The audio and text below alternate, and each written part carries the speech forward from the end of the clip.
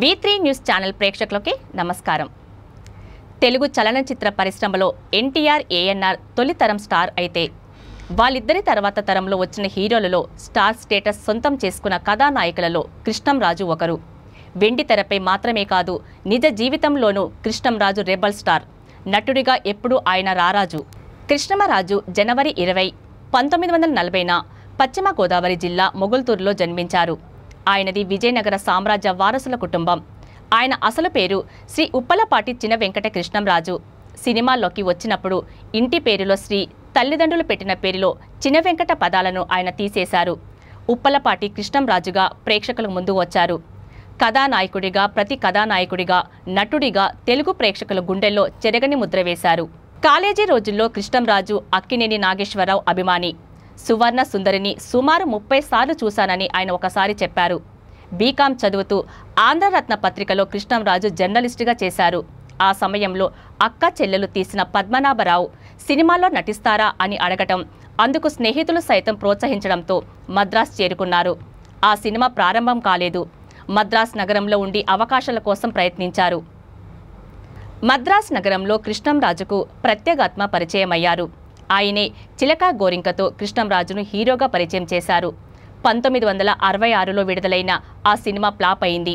హీరోగా మొదటి సినిమాతో పరాజయాన్ని చూసిన కృష్ణంరాజు ఆ తర్వాత విలన్గా ఎంట్రీ ఇచ్చారు. డూండి నిర్మాణ సారథ్యంలో రూపొందిన అవే కళ్ళు సినిమాలో విలన్గా నటించి ప్రేక్షకులను, విమర్శకులను మెప్పించారు. ప్రతినాయక పాత్రలతో ప్రేక్షకులను అలరించిన కృష్ణంరాజు కథానాయకుడిగా మళ్లీ తెలుగు తెరపై అడుగు పెట్టడం కోసం నిర్మాణ రంగంలోకి ప్రవేశించారు.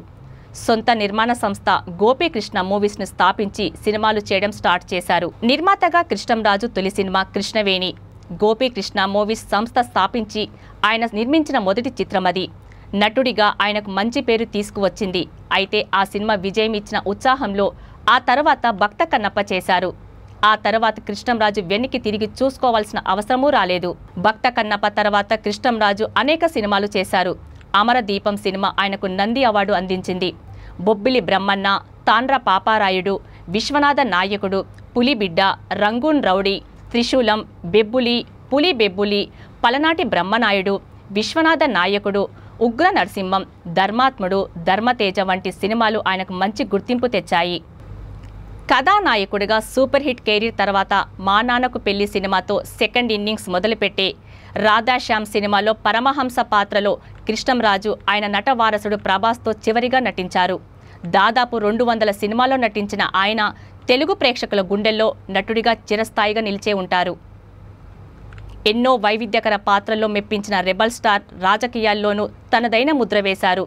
కాంగ్రెస్ పార్టీతో రాజకీయ ప్రస్థానం ప్రారంభించిన కృష్ణంరాజు ఆ తర్వాత భారతీయ జనతా పార్టీలో చేరి ఏకంగా కేంద్ర మంత్రిగా పనిచేశారు.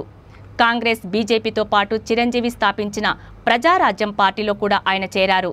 తిరిగి 2014లో కృష్ణంరాజు మళ్లీ బీజేపీలో చేరారు. ఇటీవల కాలంలో ఆయనను తమిళనాడు గవర్నర్గా నియమిస్తారని ఊహాగానాలు కూడా వచ్చాయి. నిజ జీవితంలోనూ, రాజకీయ జీవితంలోనూ ఎంతో నిబద్ధతతో మెలిగిన కృష్ణంరాజు తెలుగు సినిమా పరిశ్రమకు క్రమశిక్షణ కమిటీకి చైర్మన్గా కూడా వ్యవహరించారు.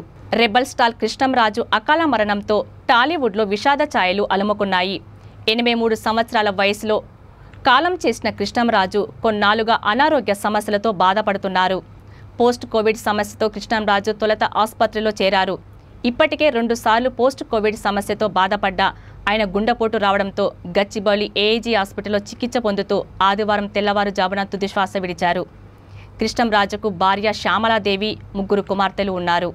V3 న్యూస్ యాజమాన్యం కృష్ణంరాజు అకాల మరణానికి చింతిస్తూ ఆయన ఆత్మకు శాంతి చేకూరాలని కోరుకుంటూ శ్రద్ధాంజలి ఘటిస్తుంది. ఇది ఈనాటి ప్రత్యేక కార్యక్రమం. మళ్ళీ మరొక కార్యక్రమంలో మళ్ళీ కలుద్దాం. చూస్తూనే ఉండండి V3 న్యూస్. లక్ష్యం సమాజహితం. నమస్తే.